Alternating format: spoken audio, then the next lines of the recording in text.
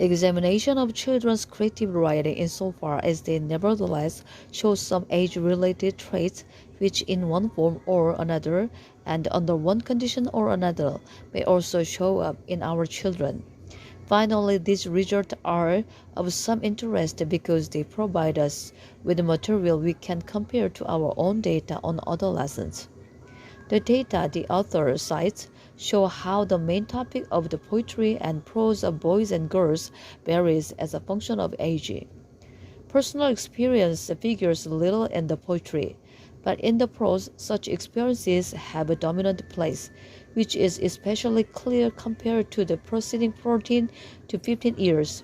During these 2 years, the proportion of prose devoted to personal experience increases in boys from 23.1% to 53.4%, and in girls it increases from 18.2% to 55.5%. That is, it more than doubles. While the proportion of such topics in poetry in boys and girls aged 16 and 17 is equal to zero. Relatively high proportion of topics taken from personal experience in younger children can be explained by the fact that geese included in this category all possible trivial events, everyday things such as a fire, trips out of town, a visit to a museum, and so forth.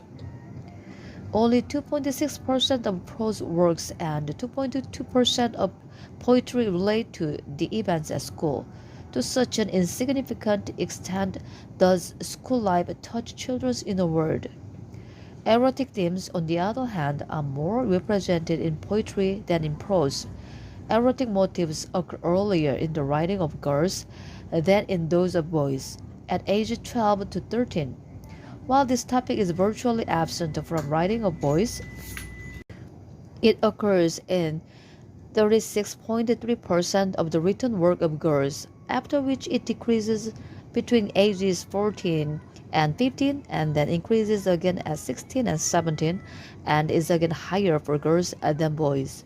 The fairy tale world known to geese is purely feminine poetry.